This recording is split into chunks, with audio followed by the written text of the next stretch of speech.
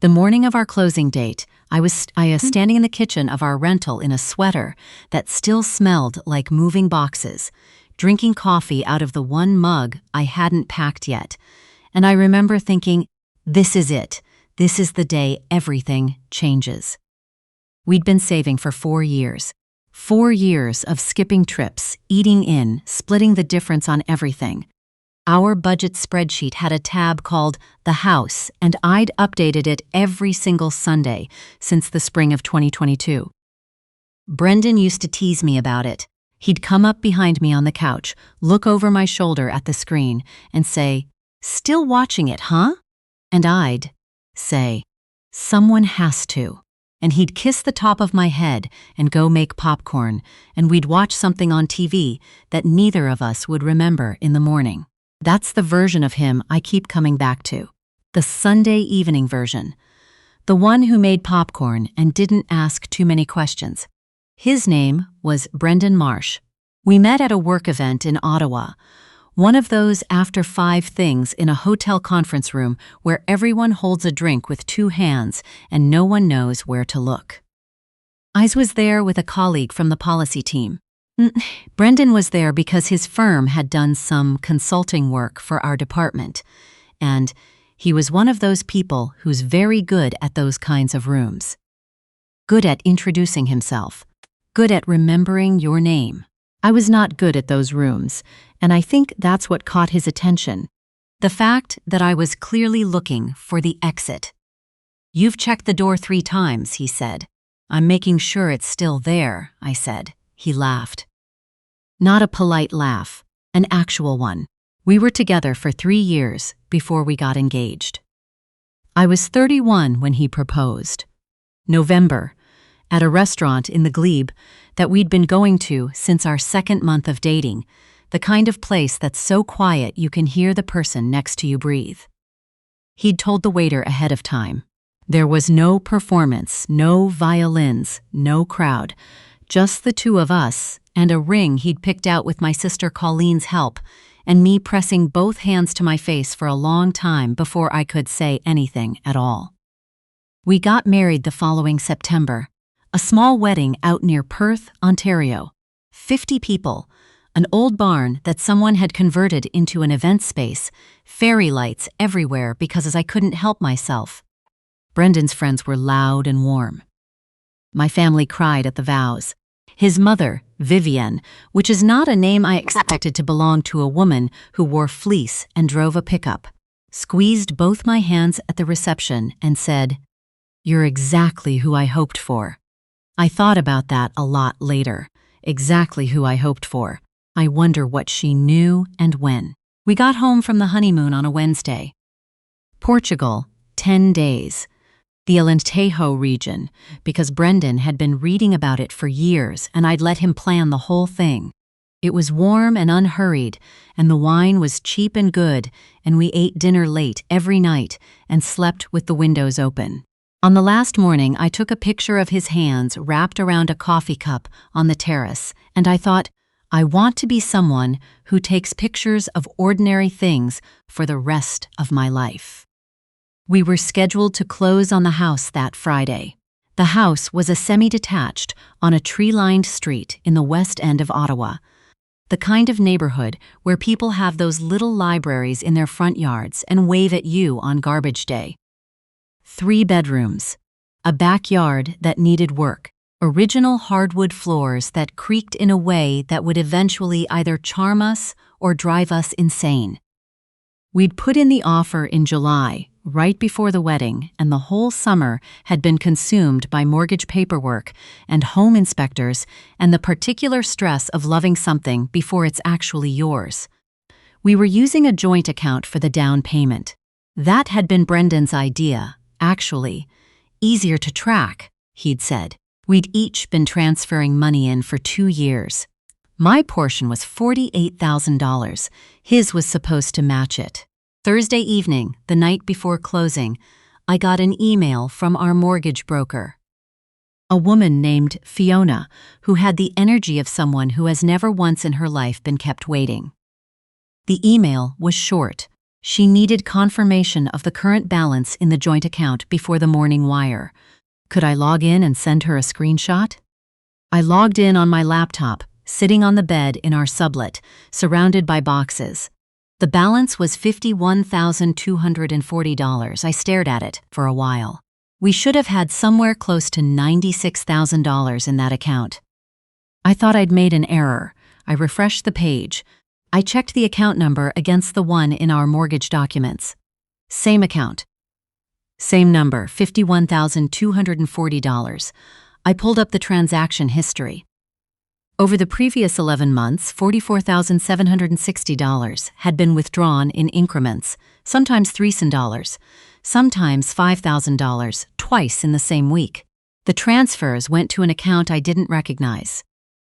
Not Brendan's personal checking, not his savings. Something with a different institution, a different set of numbers. I sat there for a long time. The box nearest me had "Kitchen Fragile" written on it in my handwriting. I remember staring at those words like they meant something else. Brendan was in the living room. I could hear the TV. I closed the laptop. I went out and said I was tired and going to bed early, which was true and also not the point. He said, "Good night, Waverly." He always used my full name when he was being affectionate, never Wav like everyone else. And I went back into the bedroom and lay on top of the covers with my shoes still on and did not sleep for most of the night. My name is Waverly Chung. I'm 34 years old.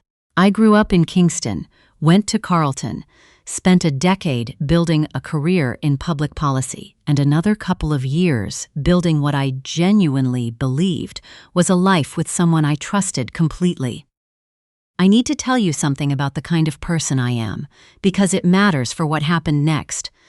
I am not someone who acts quickly when I'm scared. I go quiet. I go internal.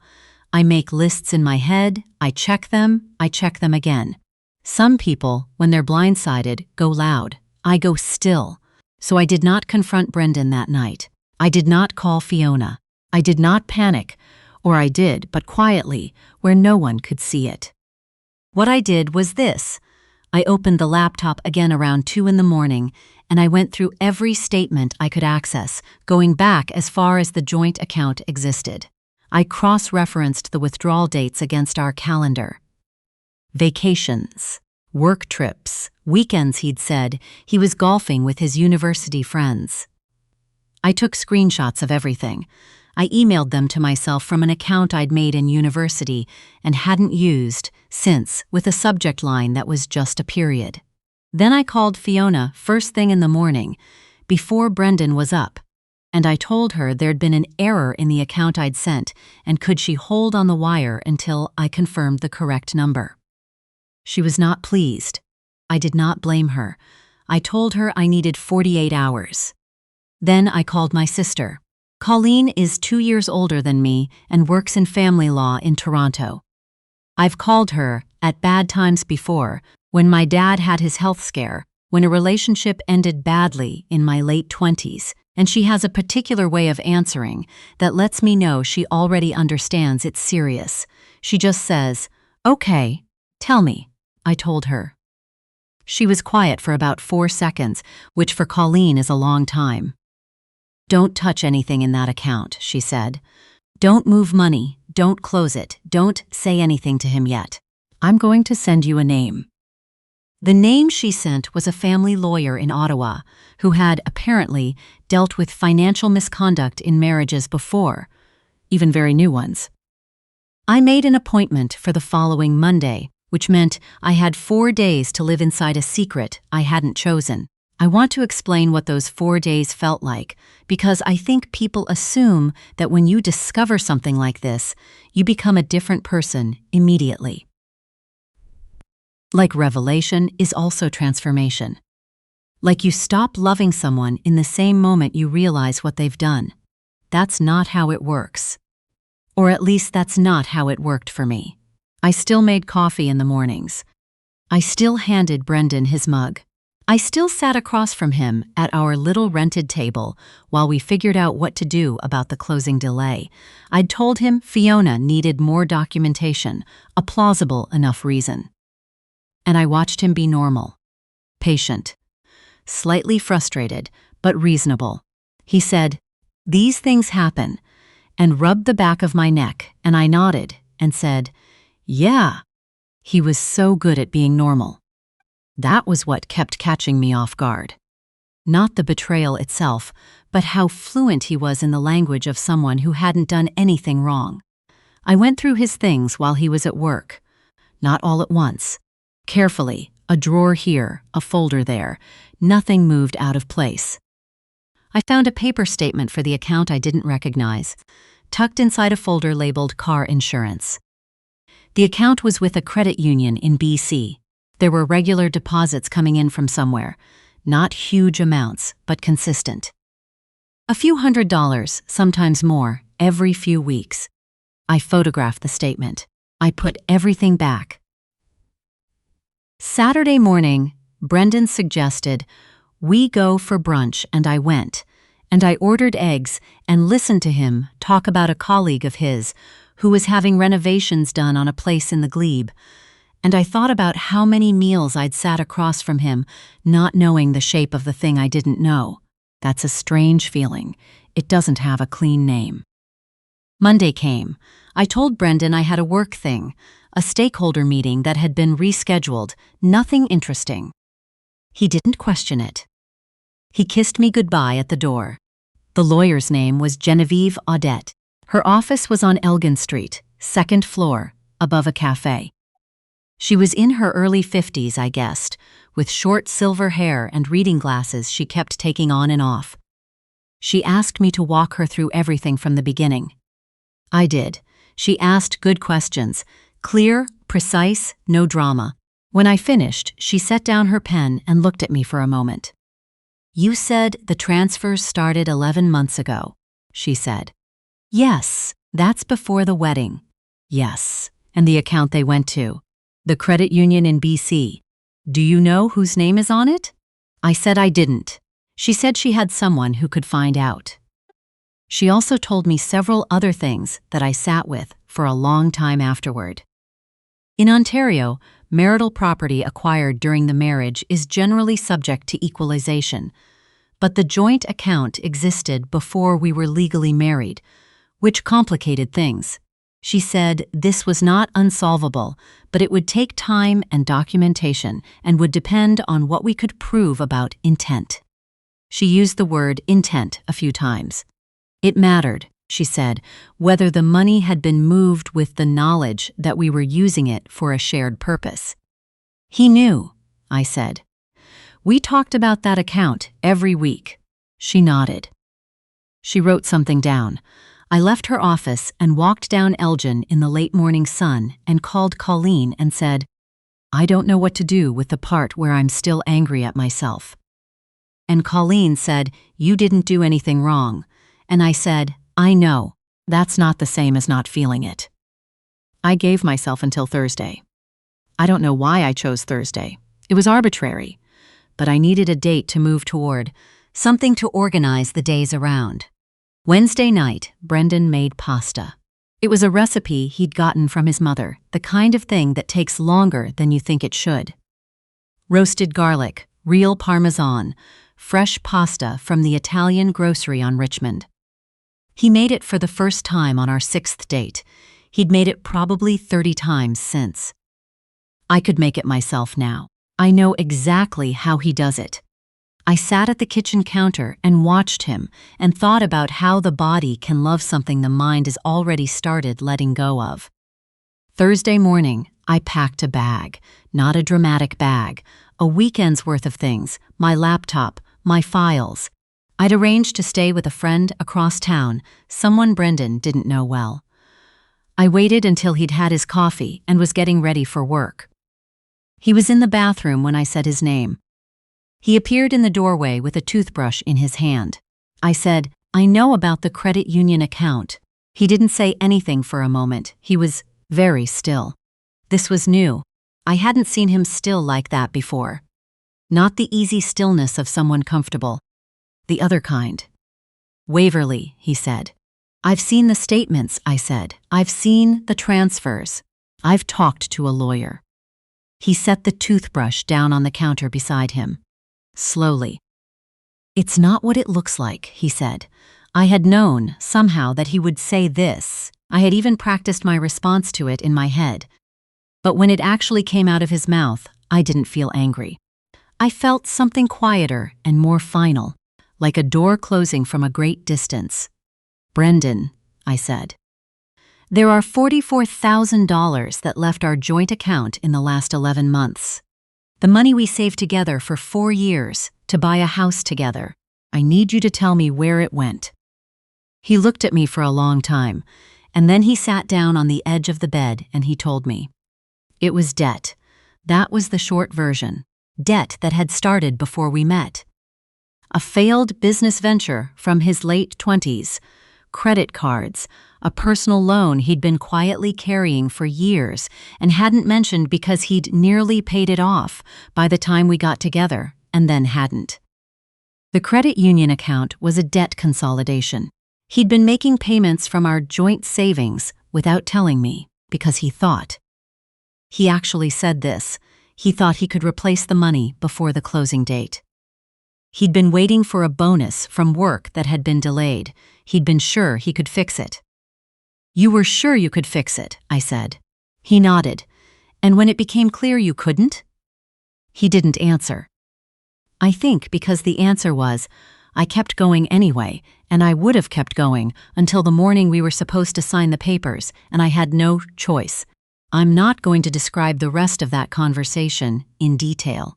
Partly because some of it was ugly in the way that things get ugly when two people have to look at something real without the language to make it softer. Partly because I don't think the ugliness is the point. What I will tell you is that I did not yell.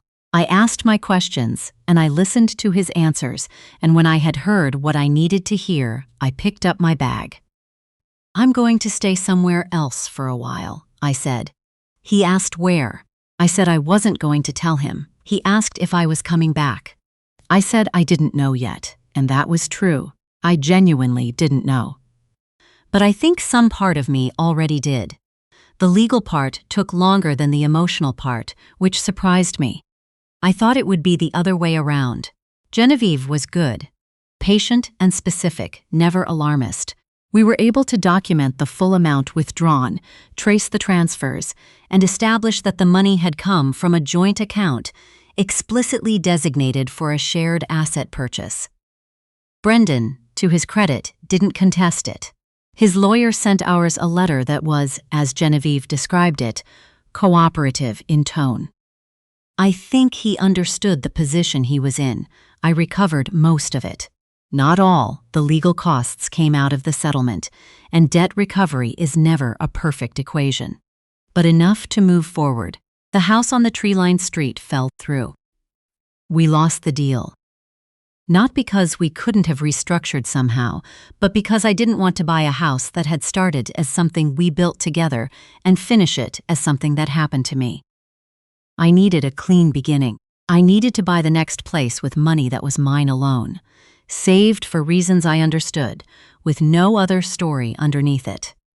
That's what I've been doing since. I won't pretend the year that followed was easy. It wasn't. There were weeks that were small and gray and felt like they had no edges. There were nights I missed him in a way that was completely disconnected from what he'd done. Missed the person I'd believed him to be, which is maybe the strangest kind of grief because you can't even name what you lost. There's no grave for a version of someone that turned out not to exist. Colleen came out twice from Toronto. My friend Meredith, who I'd stayed with in those first weeks, became someone I talked to almost every day. My mother, who knew only the outline and not the details, left casseroles on my doorstep for 2 months and did not once say anything that made me feel worse. I am more grateful for that than I can really explain. I think about something Genevieve said to me once. Near the end of the process, when I made an offhand comment about having missed the signs. She put down her glasses and looked at me and said, "People who are hiding things work very hard at hiding them. That's not a character flaw in you. That's effort on their part." I wrote that down. I've looked at it more than once. Here's what I believe now. I believe that some people come into your life with debt they haven't named. Not always money. Sometimes just fear, or patterns they've never examined, or damage they haven't sat with long enough to understand. And I believe that a lot of what we call deception starts as avoidance that eventually runs out of road. I don't think Brendan set out to ruin us. I think he was afraid, and that fear cost us everything, and those two things can both be true. Understanding it didn't make it okay. It just made it more human. I'm not in that sublet anymore. I rent a one-bedroom in the Centertown area now. It's small, and the windows face west, and in the late afternoon, the light comes in at an angle that makes everything look warmer than it is. I've hung things on the walls. I've learned that I prefer my own bookshelves organized in a way no one else would understand. I've made this particular place mine in small, quiet ways that I didn't know I needed to. I'm not looking for the next house yet. I'm not in a hurry. But that spreadsheet, the one called The House that I used to update every Sunday, I opened it last month for the first time in over a year. I didn't delete the old tab. I just made a new one, renamed it, put in a few numbers, started watching it again.